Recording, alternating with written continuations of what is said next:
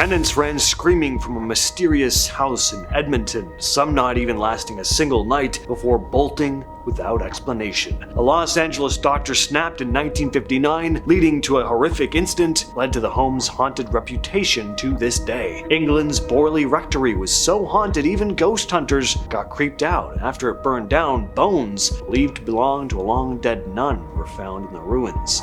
New Orleans, the Lalaurie Mansion looked fancy on the outside, but inside it was a real-life house of horrors. And just down the street, a home became a massacre site overnight, with limbs scattered all around. But who was responsible and why? These are scary haunted houses you can't survive the night. First up, we have the Edmonton Haunted House. Now, I'm not clear as to the name of the owner of this house or the exact location, only that it is or was in Edmonton. This is a very old story dating back to 1909. So the owner would rent the house out, but they had a hard time securing regular tenants as each person who stayed there would rush out of the home oftentimes in well under a month. An article at the time is quoted saying, "From time to time, parties of different nationalities have approached the owner of the house and rented it sometimes for a year, other times for only a few months. But generally, at the expiration of a few hours, they disappeared, bag and baggage, without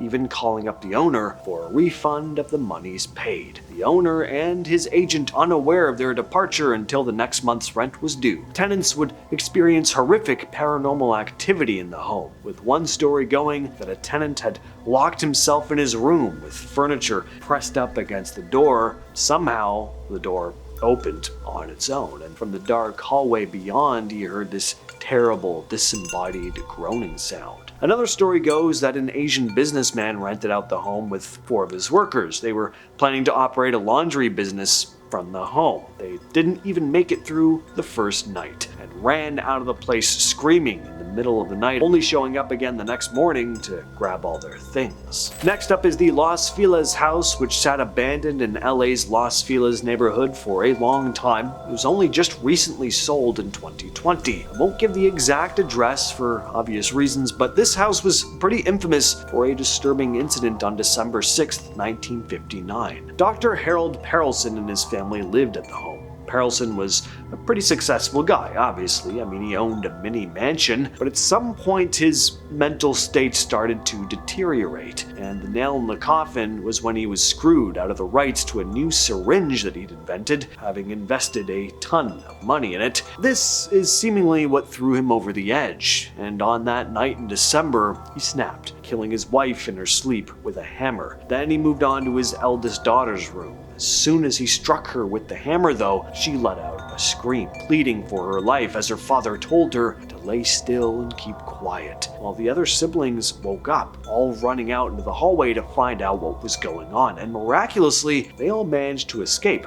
Neighbors had heard the commotion and they phoned the police. By the time authorities arrived at the home, though, Dr. Harold had taken his own life. A copy of Dante's The Divine Comedy was left open on his nightstand, with the opening passage of the page reading, "Midway upon the journey of our life, I found myself within a forest dark, for the straightforward path had been lost." What was said to be the most haunted house in England? Well, if you were to ask people back in the day, they'd probably tell you about this place called the Borley Rectory. It was infamous for supposedly being haunted long before it burned down in 1939 and was demolished for good in 1944. Built in 1863 for Reverend Henry Bull, the place quickly got a reputation for all the strange things that would happen there. The land itself was supposedly cursed thanks to a legend dating back centuries. The story goes that a monk and a nun fell in love, tried to run off together, and got caught. The monk was executed and the nun was sealed up alive in a wall to die.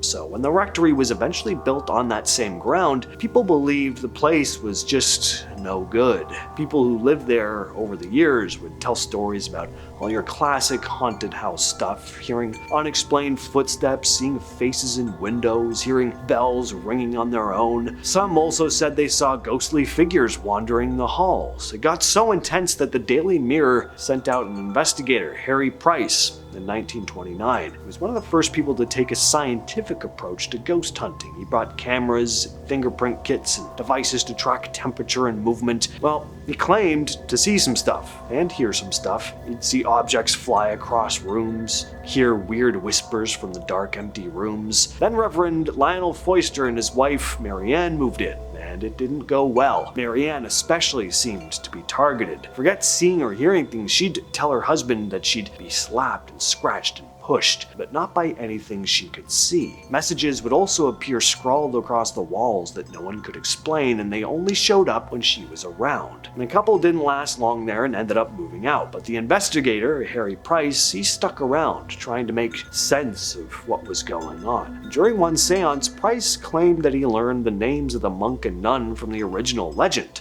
Another session ended with a spirit predicting that the rectory would burn down, and in the wreckage, the nuns' bones would be found. Well, a year later, the place caught fire, and in the ruins, the body of a young woman was discovered in the cellar. Nobody could say for sure who she was, but she was given a proper burial. After that, the haunting supposedly stopped. Next up is the Lalaurie Mansion. If you think Elizabeth Bathory was evil, just wait till you hear about Delphine Lalaurie. This mansion is said to be one of the most haunted places in New Orleans, and that is saying a lot, because New Orleans has a bit of a reputation for being rather paranormally active. The Lalaurie Mansion looks like a regular fancy house in the French Quarter, but the things that happened inside anything but normal. Back in the early 1830s, Madame Delphine Lalaurie and her husband Dr. Louis Lalaurie were part of the city's upper class. Delphine had the appearance of your typical wealthy socialite. She hosted parties, wore expensive clothes, and smiled for the neighbors.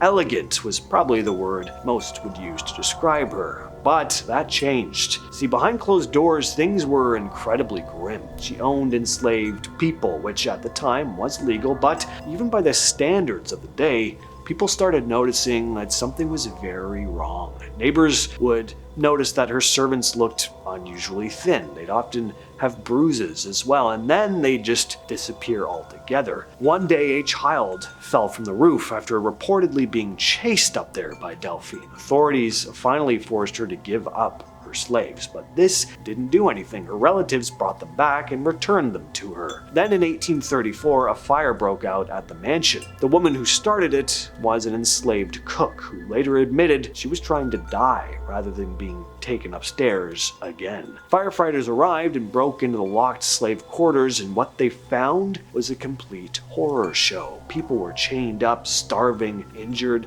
Some had been experimented on. A few were barely alive. Others were found buried on the property. When the public found out, they were furious. A mob stormed the house, trashed the place, and tried to find Lalaurie, but she'd already escaped. If you're waiting to hear the part about her finally getting her comeuppance, it never happened. She fled to Paris and never had to face any consequences. Today, the house has been remodeled, but it still stands. Some claim it's cursed, haunted by the spirits of those who suffered inside. But even if you don't believe in ghosts, the real history behind that house is disturbing enough on its own. And finally, we have the Sultan's Palace, also in New Orleans. This luxurious home was built in 1836 and was bought by a Turkish man claiming to be a sultan. Now, as soon as this man moved into this French Quarter home, things got completely out of hand, to put it very lightly. There were constant parties, he was always playing loud music, and he had this harem of women with him all the time. They'd apparently arrived from Turkey.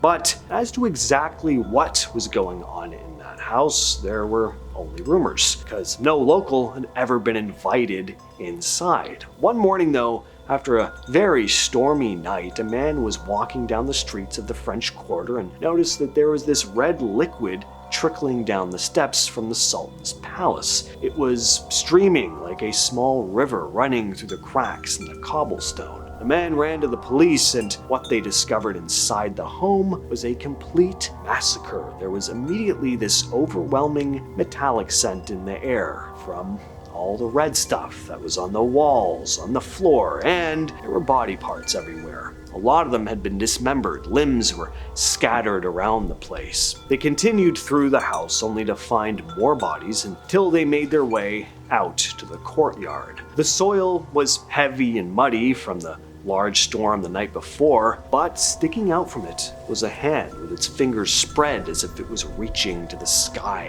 for help. It was the hand of the Sultan, it turned out. He'd been buried alive. Obviously, the question was now, who did this? Some said that the Sultan wasn't really the Sultan at all, that he was the Sultan's brother and made off with all his money and his women, and so his brother hired a group of mercenaries to get rid of him. But till this day, it's still a mystery. Some people say the house is still haunted. All that said, I've been your host, James. I'll catch you, yes you specifically, in the next video. Joyland in Wichita, Kansas was a small amusement park that ended up with a long history of accidents, bad press, and one of the most brutal killings the city had ever seen. A man impaled by a group of teens sneaking in after hours. Brandywine Springs in Delaware was a cozy little park until a rejected man showed up with a firearm, took the lives of 2 people, and tried to burn the place to the ground. And Holy Land, USA in Connecticut was supposed to be a tribute to faith, but after it shut down and fell into decay, something incredibly disturbing happened there. These are abandoned theme parks